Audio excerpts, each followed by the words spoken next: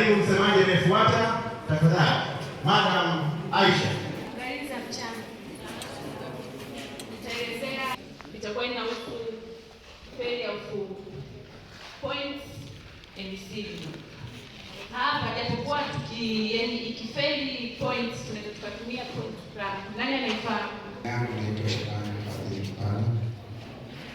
Tracker ni kifaa ambacho kinatumika kubana tangle isicheze.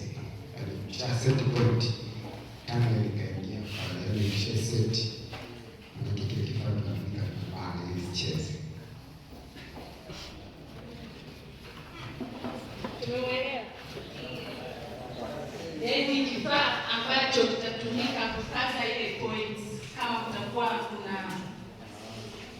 kuna shida labda, inaweza ikawa ni uwazi ambao kila ukijaribu kuset lakini bado njia haikai vizuri.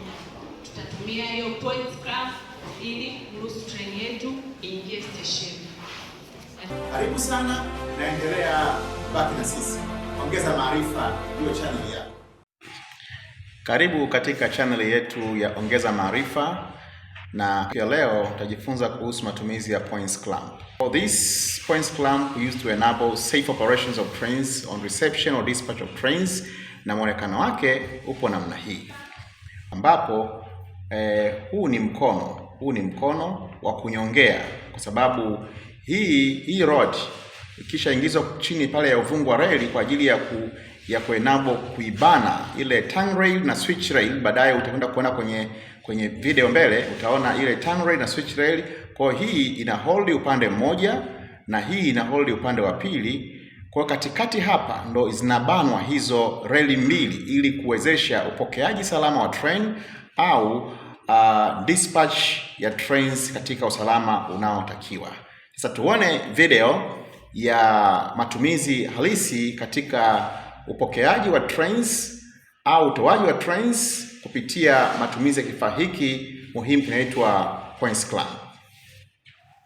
Clamp ni moja ya station equipment ambazo zinatumika stationi. Hii ni points clamp, inatumika kwa house point ambayo iko defective. Aidha kuna gap au kuna sababu yoyote ambayo imefanya kwamba points haiko correct. Kwa hiyo tunatumia hii hapa kwa lengo la kubana points ili train iweze kupita. Nitamwita mwenzangu aweze kuonesha ni jinsi gani ambapo tuna house kwenye reli ambayo iko defective na train iweze kupita eneo hilo. Hii tunavyoitumia ni kwamba tunaileta kwenye point au tunaenda kwenye point ambayo ipo defective. Kwa mfano tuashumu ni point hii haiwezi kubana vizuri mahali hapa. Kwa kama haiwezi kubana vizuri hapa, tunaiweka hii points clamp ili kwamba hii point au hii tongue rail ibane vizuri kwenye stock rail huku. Tunaingiza mahali hapa namna hii. Tukishaingiza inaingia namna hii. Tunaifunga huku. Hii waga inazunguka, tunaifunga namna hii. Tunaifunga huku, tunahakikisha kwamba huu ulimi umebana kwenye stock rail kama ulivyobana upande huu huku. Kwa tunaifunga namna hii hapa, tunaizungusha hii paka inabana kabisa. Hii tunahakikisha inabana hapa ili kwamba hata train inapokuja isije kafanya derailment yoyote kwenye pointi. Hii ni kazi ya station master. Anapokuwa station anahakikisha kwamba pointi zake zote zipo vizuri. Kama hazipo vizuri, hazibani, anatumia points clamp ili kwamba aibane hii pointi ikae vizuri.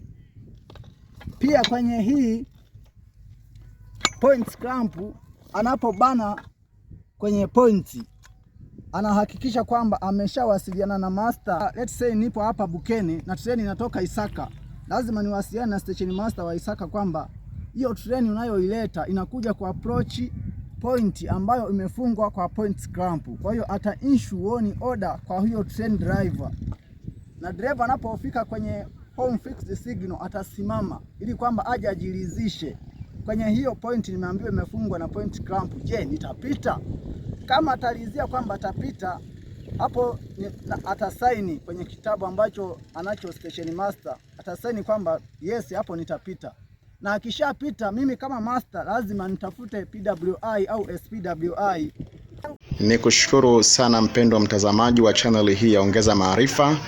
Ni matumaini yangu kuwa umefurahishwa na mafundisho ambayo umemaliza kuyaangalia hivi punde. Na kama ndio tu unaanza kutembelea channel hii siku ya leo, tafadhali angalia pia vipindi vilivyopita.